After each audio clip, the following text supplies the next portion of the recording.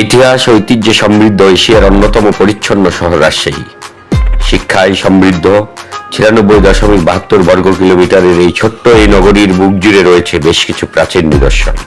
পদ্মার তীর ঘেঁষা এই শহরের প্রধান সৌন্দর্যই মূলত নদীকেন্দ্রিক। এছাড়া শহর জুড়ে অবস্থান রয়েছে ঐতিহাসিক বেশ কিছু স্থানও। এসব ইতিহাস ঐতিহ্য সংরক্ষণের মধ্য দিয়ে রাজশাহী সিটি কর্পোরেশনের উন্নয়ন পরিকল্পনায় পর্যটন সিটি হিসেবে গড়ে উঠেছে প্রাচীন পৌর শহর রাজশাহী। দর্শকবৃন্দ, আমরা এখন পদ্মার পাড়ে এসেছি। ঠিক পদ্মার ওপারেই রাজশাহী শহর, আর এই পদ্মার এপারেই এই যে চর, এই চরের পরেই মূলত ইন্ডিয়া। প্রায় 22 কিলোমিটার দীর্ঘ পদ্মার পাড় ঘেঁষে ঘুরে বেড়ানোর জন্য এই সুযোগকে কাজে লাগিয়ে গড়ে তোলা হচ্ছে পর্যটন কেন্দ্র। এখানে বেড়াতে আসা দর্শনার্থীরা বলছেন, প্রাকৃতিকভাবে নৈসর্গিক সৌন্দর্যে ভরপুর বরেন্দ্রভূমি রাজশাহী, তবে আরও বেশ কিছু সুযোগ সুবিধার ব্যবস্থা করা হলে এটি হয়ে উঠতে পারে রাজশাহীর প্রধান বিনোদন কেন্দ্র। এই যে প্রাকৃতিক পানির শব্দ, এই শব্দ বিমোহিত করে। বাংলাদেশকে সোনার বাংলাদেশ বলা হয়। কেন বলা হয় তার কার্যকারিতা দেখতে গেলে পদ্মার পাড়ে আসতে হবে। সরকারের এ বিষয়ে যথেষ্ট দৃষ্টি দেওয়ার সুযোগ রয়েছে। আমাদের এই দেশকে একটা পর্যটন রাষ্ট্র হিসেবে গড়ে তোলার ক্ষেত্রে সরকার যদি উদ্যোগ হয়, সঠিক পরিকল্পনা নেয়, এই জন্য বিস্তীর্ণ ভূমি, এই যে বিস্তীর্ণ এলাকা পড়ে রয়েছে, প্লাস একটা নৈসর্গিক দৃশ্য, এটা কিন্তু মানুষ সারা পৃথিবী থেকে দেখতে আসতে পারে, যেখান থেকে বহুত অর্থনৈতিক সাফল্য আমাদের আসতে পারে। সরকার পরিকল্পিতভাবে এই জায়গাগুলোকে উন্নত করতে পারে। আমরা অনেকেই দেশের বাইরে যাই, মালয়েশিয়া যাই, মালদ্বীপ যাই, সিঙ্গাপুর যাই, থাইল্যান্ড যাই। আমি বলবো পদ্মার এই নৈসর্গিক দৃশ্য কোনো অংশেই থাইল্যান্ড বা মালয়েশিয়ার চেয়ে কম নয়। ধীরে ধীরে সুন্দর পর্যটন কেন্দ্র হিসেবে গড়ে উঠছে রাজশাহীর পদ্মা নদীর পাড়ের বিস্তীর্ণ এলাকা। সরকারি বা স্থানীয়ভাবে পদ্মাকে কাজে লাগিয়ে অর্থনৈতিক সম্ভাবনা ও রাজশাহীকে মডেল শহরে রূপান্তর করা সম্ভব হবে। উচ্চ শিক্ষার জন্য চায়নাতে বসবাসকারী রংপুরের ছেলে মুনসেফ হাসান ঘুরতে এসেছেন রাজশাহীর পদ্মা পাড়ে। তিনি বলেন, পদ্মা পাড়ের প্রাকৃতিক সৌন্দর্যের নিকট চায়না যেন মলিন। বন্ধুর সাথে দেখা করতে এসে প্রাকৃতিক সৌন্দর্য মণ্ডিত পদ্মা পাড়কে বেশ উপভোগ করছেন তিনি। অনেক সুন্দর, ভালো প্রকৃতিক, এটা ন্যাচারাল ভিউ, অনেক সুন্দর। এগুলা জিনিসে আমরা ওইদিকে মিস করি বেশিরভাগ সময়। ওইদিকে সব আর্টিফিশিয়াল বড় বিল্ডিং, মানে সব ঠিক আছে, বাট নিজের দেশের মাতৃভূমির যে সুন্দর ন্যাচারাল ভিউ আছে, এটা তো আসলে সবকিছু অন্য কিছুর সঙ্গে কম্পেয়ার করা যায় না। তো সব মিলে ভালো লাগছে। আলহামদুলিল্লাহ, এটা তো রাজশাহীর মানুষের অনেক দিনের স্বপ্ন। যখন বাংলাদেশ স্বাধীন হয় নাই, তার পূর্বে যখন অবিভক্ত ইন্ডিয়া ছিল, তারপরে পাকিস্তান ছিল, সেই সময় পাকিস্তান আমলে এই পদ্মাকে প্রধান ব্যবসায়িক কেন্দ্র হিসাবে ব্যবহার করা হতো। মাল আনা নেওয়া থেকে শুরু করে বন্দর হিসাবে ব্যবহার করা হতো। তখনকার প্রধান যানবাহনই ছিল নৌকা। এখান থেকে মানুষ নৌকার মাধ্যমে বিভিন্ন জায়গায় মালামাল সরবরাহ করতো, নিয়ে যেত, ব্যবসা করত, বাণিজ্য করত। এমনকি প্রচুর পরিমাণে এখানে নদীর মাধ্যমে যে ব্যবসাগুলি হয়, মাছ, তারপরে বালি, সব কিছুই চলত। এখন তারপরে যে ফারাক্কা বাঁধের যে ব্যবস্থাটা তারা করলো, এটা নিঃসন্দেহে একটা অন্যায় কাজ করছে। একটা দেশকে মরুভূমির দিকে ঠেলে দিয়েছে। আর তখন থেকে পদ্মা প্রায় শুকিয়ে যাওয়া পদ্মা হয়ে গেছে। আমরা যেখানে দাঁড়ায় আছি, এখানে এক সময়তে শত শত ফিট পানি থাকতো, কিন্তু এখন আমরা পদ্মার চরে আছি। এখনো যতটুকু পানি আছে, বা পদ্মার পাশে যে শহর রাজশাহী শহর যেভাবে আছে, এটাকে যদি সরকার বা স্থানীয়ভাবে চিন্তা ভাবনা করা যায়, এই পদ্মাকে অনেকভাবে মানুষের উপকারে কাজে লাগানো যাবে। এখানে ধরেন পূর্বের ন্যায় আবারও পদ্মাকে যদি ড্রেজিং করা হয়, ড্রেজিং করে পদ্মাকে ব্যবহার করা যাবে ব্যবসায়িক ক্ষেত্রে। এখানে প্রচুর পরিমাণে মাছের চাষের ব্যবস্থা করা যেতে পারে। এমনকি যে চর, ফাঁকা বিশাল জায়গা, এই বিশাল জায়গাটাকে আমরা রিসোর্ট হিসাবে ব্যবহার করতে পারি।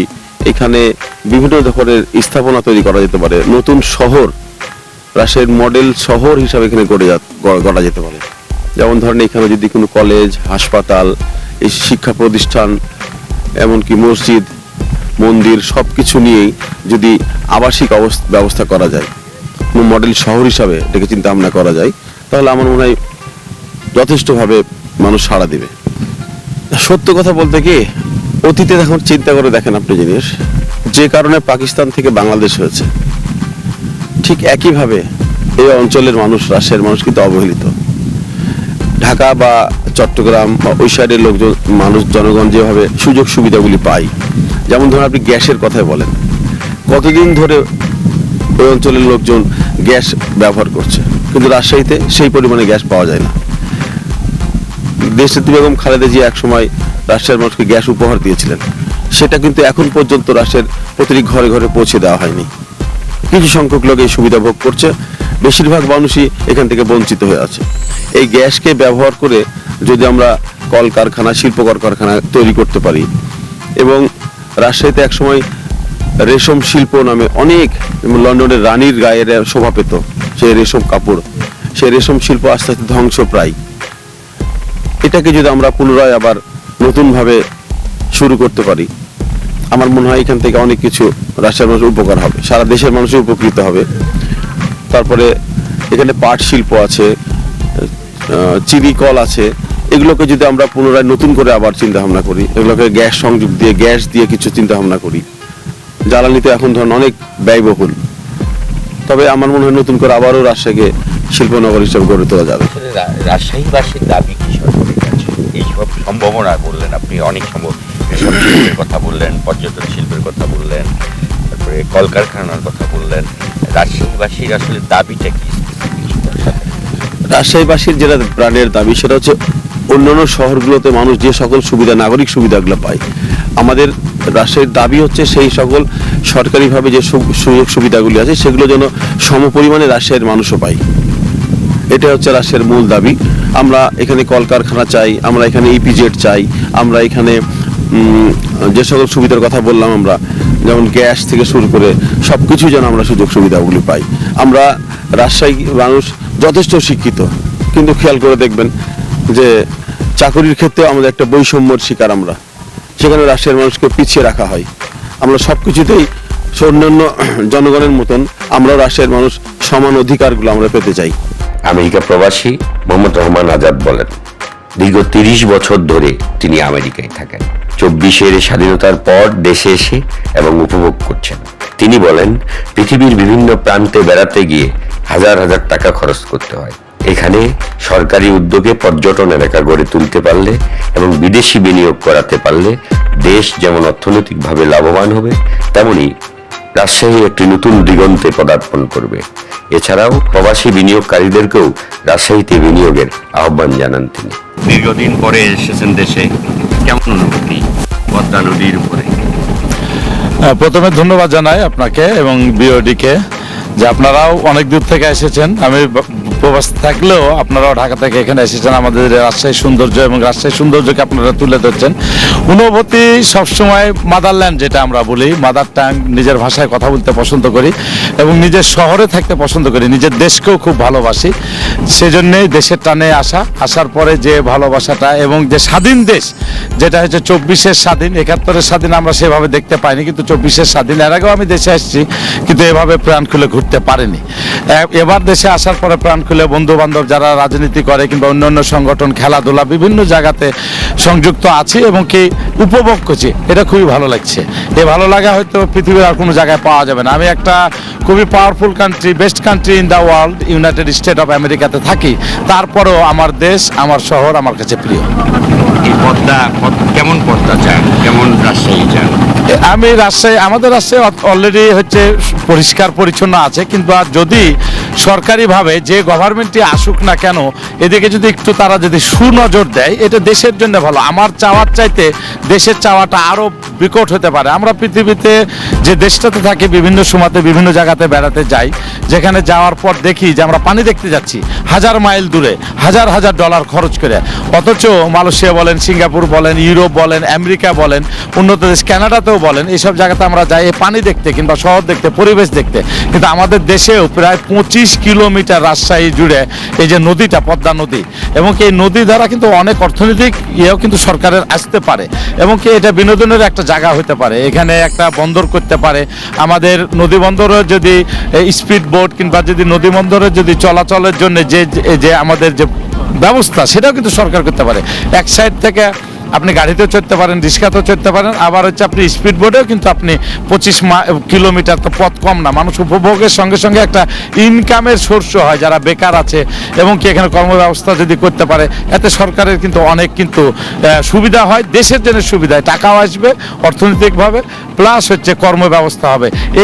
এই ইউনিক চিন্তাগুলো করা কিন্তু সরকার এককভাবে আমাদের করা এটা সম্ভব না, যতক্ষণ না গভর্নমেন্ট এগিয়ে আসবে, এবং বিদেশি সংস্থাগুলোকে গভর্নমেন্ট ইচ্ছা করলে কিন্তু নিয়ে আসতে পারে যে আমাদের এখানে এসে আপনারা ইনভেস্ট করেন, এবং দেখলে তারা মুগ্ধ হবে নিঃসন্দেহে। বলতে পারেন কোয়ার্টার পেনি দিয়ে কিন্তু ওরা অনেক কিছু করে ফেলতে পারে, কিন্তু অনেক টাকা ইনভেস্ট হবে না। রাজশাহীর মানুষ ভালো, এবং কি রাজশাহীর পরিবেশ ভালো, আইন শৃঙ্খলাও ভালো, এখানে অন্য কোনো অসুবিধা নাই এই জায়গাতে, যেরকম অন্য ডিস্ট্রিক্টগুলোতে কিংবা অন্য বড় বড় জায়গা যে রিসর্টগুলো আছে ওখানে দেখা যায়, কিন্তু এখানে এই জিনিসগুলো এগুলা পাবে না।